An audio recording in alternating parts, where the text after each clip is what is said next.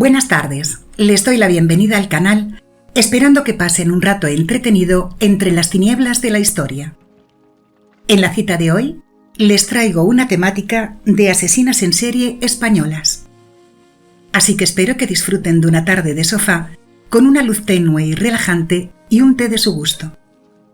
En el programa de hoy, Magdalena Castells, la curandera asesina, Catalina Domingo, la envenenadora, y Remedios Sánchez, la mataviejas. Bienvenidos al Rincón de las Historias, Audiomisterios.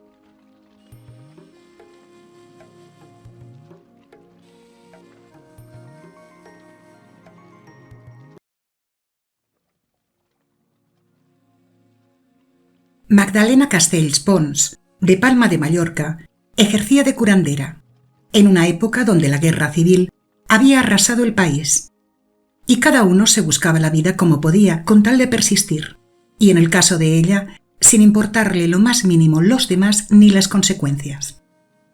Fue por el año 1939 cuando Magdalena se dedicaba a ayudar, bajo previo pago, a mujeres que le venían con diversos problemas, y ella, con sus supuestas artes adivinatorias, creían ser ayudadas.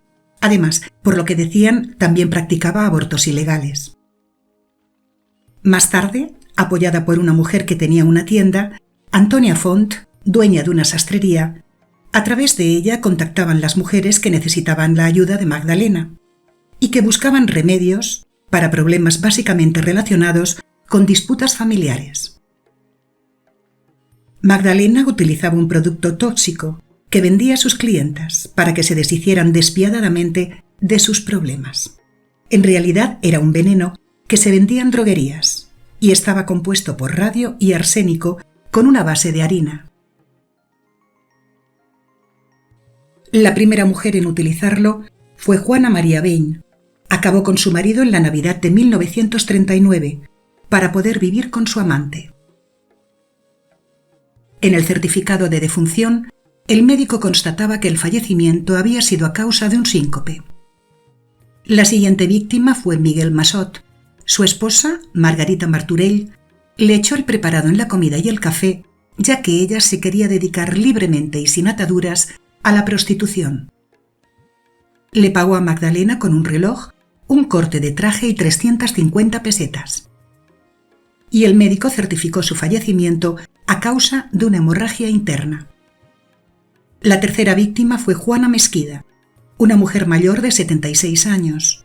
La causa en esta ocasión de María Nicolau era que su suegra quería volver a casarse con un chico de 25 años, por lo que ella perdería la herencia, ya que la iba a desheredar.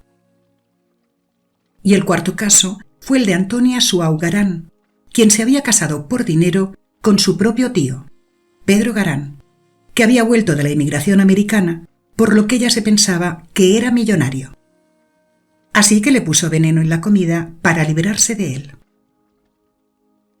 A raíz de ese caso es cuando empezaron las pesquisas de la policía por tanta muerte misteriosa en Mallorca, y todas las pruebas los llevaban a Magdalena Castells, que cada vez tenía más dinero y estaba más acomodada, así como más gente inocente iba falleciendo. El juicio, que fue conocido por las envenenadoras de la Soledad y fue en el año 1941, la condenaron a la pena de muerte. A su ayudante Antonia Font a 14 años de prisión y a las mujeres que habían acudido a ella para quitarse de encima a sus familiares a 30 años de cárcel. Pero el recurso del Tribunal Superior evitó su pena y fue indultada, por lo que se la sustituyeron a 30 años de prisión por cada asesinato.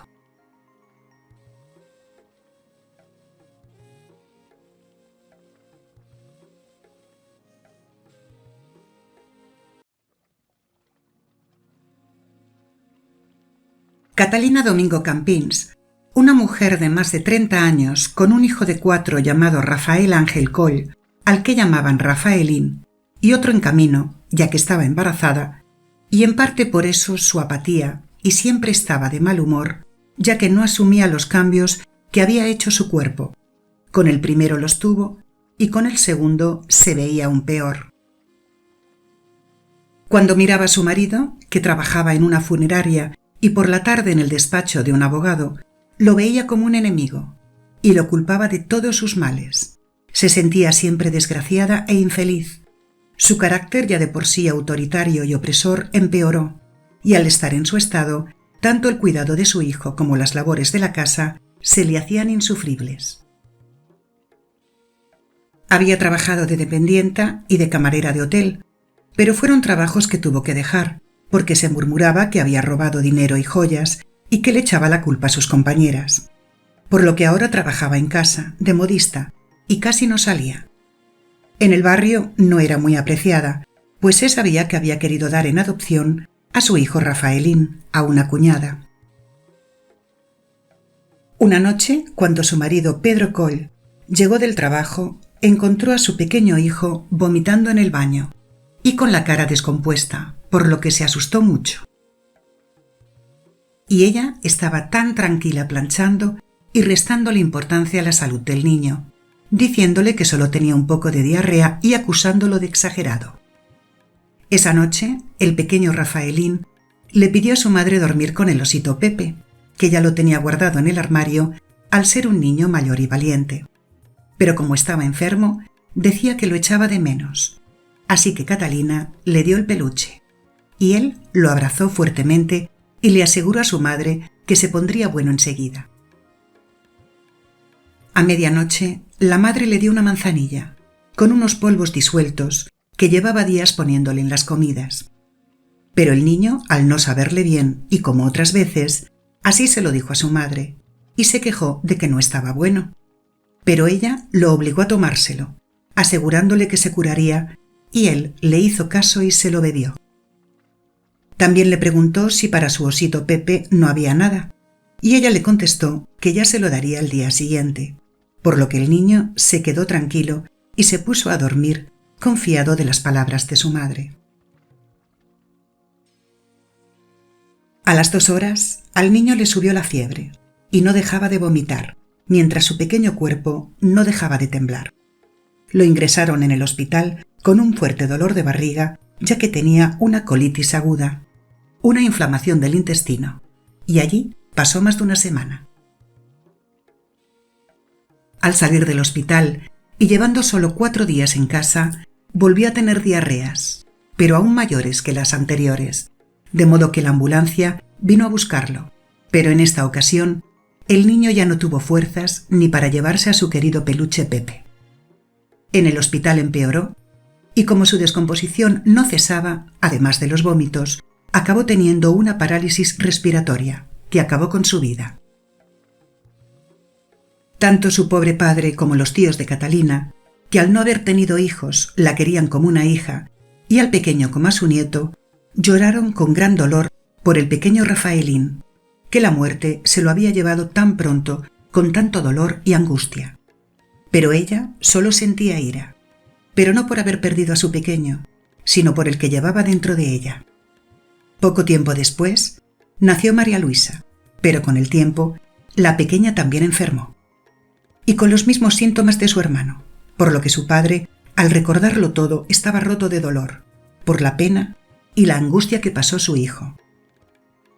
Mientras que Catalina paseaba por la calle, sin rumbo fijo como ida, pensando en sus cosas, en la mala suerte que tenía, en lo harta que estaba de limpiar, cocinar y planchar, de su trabajo cosiendo en casa y de su insignificante vida.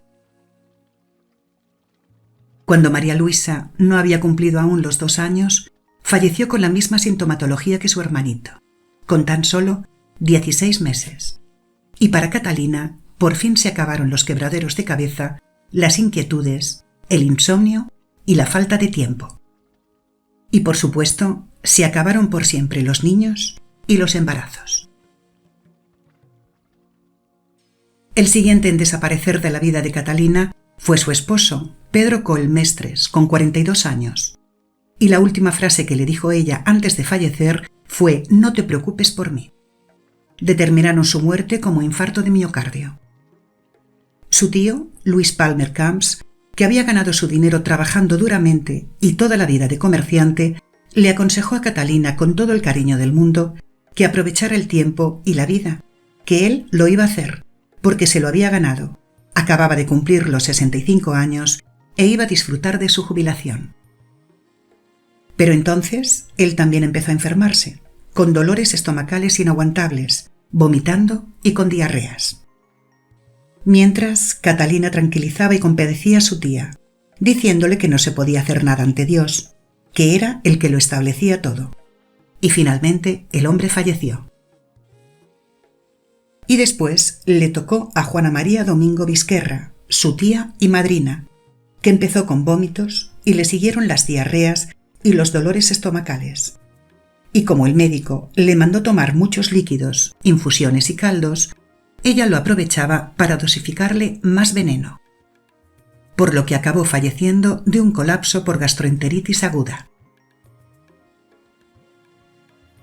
Así que Catalina acabó recibiendo una herencia importante, ya que quedó como heredera única de todos los bienes, y de golpe también recobró su alegría, fuerza, vitalidad y fortaleza. Vestía con buena ropa, iba a menudo a la peluquería y realizaba viajes, algo que extrañó poderosamente a los vecinos de la localidad de Pollensa, en Mallorca, donde vivía, y sobre todo de sus amigas, y más cuando al poco tiempo se enamoró de un taxista con el que se casó 9 meses después de fallecer su esposo, el 24 de octubre de 1968. Pero entre las sospechas de los médicos que habían atendido a sus familiares y una carta anónima que mandaron al juzgado, ya que toda su familia fallecida había estado bajo su cuidado, el juez dio la orden de que se desenterraran los cadáveres, se les practicaran las autopsias y se analizaran sus órganos, por lo que se encontraron dosis altas de arsénico, utilizado comúnmente para matar insectos. Detuvieron a Catalina en su casa y aunque en un principio admitió la muerte de todos sus familiares, después lo negó, por lo que solo se le pudo condenar por el asesinato de su tía, a 30 años de cárcel. Finalmente, tuvo reducciones de condena por buena conducta y a los 8 años fue puesta en libertad. Cuando salió de la prisión, tuvo el apoyo de su marido, ya que la gente la seguía acusando de asesina. Su caso se conoció como la envenenadora de Pollensa, que por el deseo de tener una vida de más categoría y libertad, fue capaz de matar a toda su familia. Falleció con 64 años en la residencia sanitaria de Son Dureta, el 28 de noviembre de 1986. No se sabe bien por qué, ya que no le realizaron autopsia.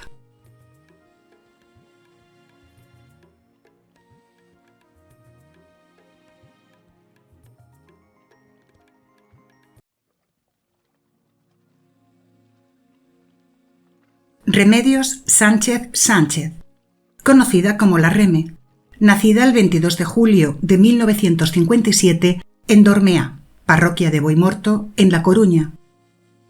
Hija de un matrimonio gallego con 12 hijos, siendo ella la única niña. De joven se fue a Barcelona a trabajar, donde lo hizo en algunos bares y de cocinera. Era una chica amable y cariñosa, y con el tiempo se casó en Barcelona y tuvo 2 gemelos. Pero a causa de sus problemas con el juego, acabó separándose y más tarde tuvo una relación con un taxista llamado Rafael, que también acabó por su dependencia a las máquinas tragaperras. Remedios trabajaba en un bar de la calle Balmes como cocinera. Tenía grandes problemas económicos por culpa del juego, de modo que un día de junio del 2006, caminando por el Paseo Maragall, se encontró con Dolores, una mujer de 80 años y viuda, a la que le contó que había perdido las llaves y que no se encontraba bien, por lo que la mujer la invitó a su casa para tomar una infusión. Y como Remedios, que dijo llamarse Mari, le pareció tan simpática y buena persona, que hasta le contó parte de su vida y que tenía 2 hijos, la mujer, al tener comida de sobra, la invitó a comer. Poco después llegó su amiga, Josefa, de 83 años, que también se unió a la animada conversación e incluso le dio su dirección para que la visitara en alguna ocasión. Y el 10 de junio del 2006 así lo hizo. Remedios fue a su casa con un cuchillo y aunque la mujer intentó defenderse con todas sus fuerzas, logró su propósito. Le puso un tapete de ganchillo en el cuello para asfixiarla e incluso le rompió la nariz. Después le robó el dinero y las joyas que había en la casa. 4 días más tarde fue a casa de Dolores, pero se encontraba mal, y eso le salvó la vida, ya que no le abrió la puerta. 8 días después, el 18 de junio, llamó a la puerta de Rosa Rodríguez, de 80 años, y haciéndose pasar por la novia de un vecino que necesitaba una tirita, al abrirle la puerta, la apaleó y la golpeó, hasta estrangularla. Pero por suerte la mujer se desmayó y salvó su vida. El 21 de junio, 3 días después, como en las demás veces, ideó un pretexto para entrar en la casa de una mujer de 87 años, Rosario Márquez. Y lo mismo hizo más tarde, con Pilar, Alicia y Remedios, para robarles dinero y joyas, aunque por suerte sobrevivieron. El 28 de junio estranguló con una toalla a Adelaida Geronzani, una mujer de 96 años a la que le robó unos pendientes y 1.200 euros, que utilizó para jugar a las máquinas. El 1 de julio estranguló también con una toalla a una mujer de 76 años, María Saún, a la que le robó 500 euros, libretas de banco y monedas antiguas. Y después, como siempre, se fue a jugar a las tragaperras. Lo mismo hizo con Montserrat, de 85 años, a la que creyó muerta, y con el dinero conseguido se fue a un bingo que estaba cerca. Y con Isabel, de 79 años, que en el monedero solo llevaba 5 euros. Si dejó a alguna mujer viva fue porque pensó que no lo estaba. Su pauta era que las mujeres mayores confiaran en ella, con su simpatía, y una vez en su casa las atacaba y estrangulaba, para después robarles todo lo de valor. Los Mossos d'Esquadra empezaron a buscar a la asesina en serie, de quienes las testigos les proporcionaron que tenía acento gallego y una cicatriz en la mano, además de ser una mujer de unos 50 años. Hasta que Dolores, la amiga de Josefa, su primera víctima, les habló de Mari, la mujer que había conocido y también su amiga poco antes de morir. Les explicó a los policías el lugar donde la vio por primera vez, por lo que ellos, a través de las cámaras de seguridad de un banco cercano, lograron encontrar su imagen. Después también la buscaron en las cámaras del metro, hasta que la encontraron. Más tarde buscaron en los bingos y sitios de juegos, cerca de donde se habían producido los hechos, hasta que encontraron una pista, pero en la dirección que había en su DNI ya no vivía. Por lo que Josep Lluís Trapero, el encargado de la investigación, además de rastrear la señal de su móvil, decidió entrar a un bingo de la calle Provenza. Y en una máquina tragaperras encontró jugando compulsivamente a Remedios Sánchez. Al principio, cuando la detuvo, se mostró sorprendida, pero después estuvo tranquila y calmada, como si no hubiera hecho nada. Pero una vez en su casa, donde encontraron anillos, pendientes, collares, monedas antiguas y relojes, más de 250 joyas, además de dinero y libretas del banco de las mujeres a las que había atacado, el registro duró 6 horas, y ahí sí que cambió.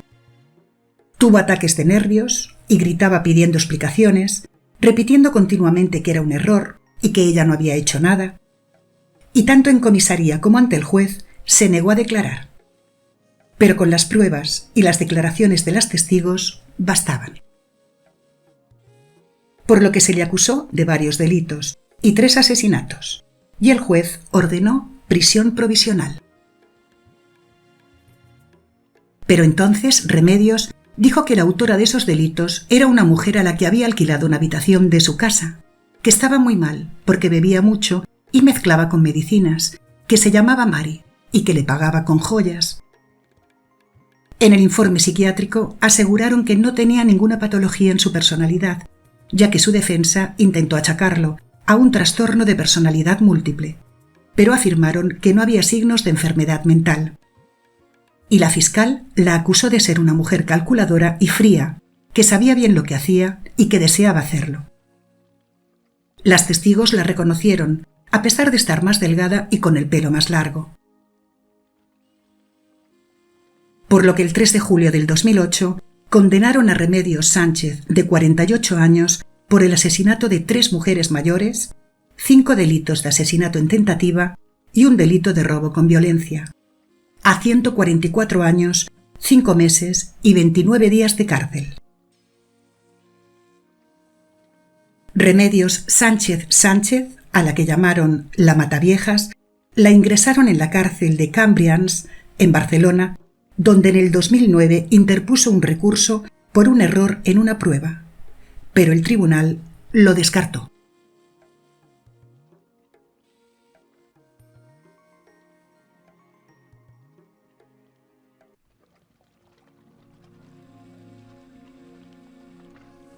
Si les ha gustado, por favor, accionen la campanita de notificaciones para saber que ha sido de su agrado y poder seguir ofreciéndoles contenido, compartir y darle a like para ayudarme con el canal. Hasta la semana que viene con nuevos relatos de Audiomisterios.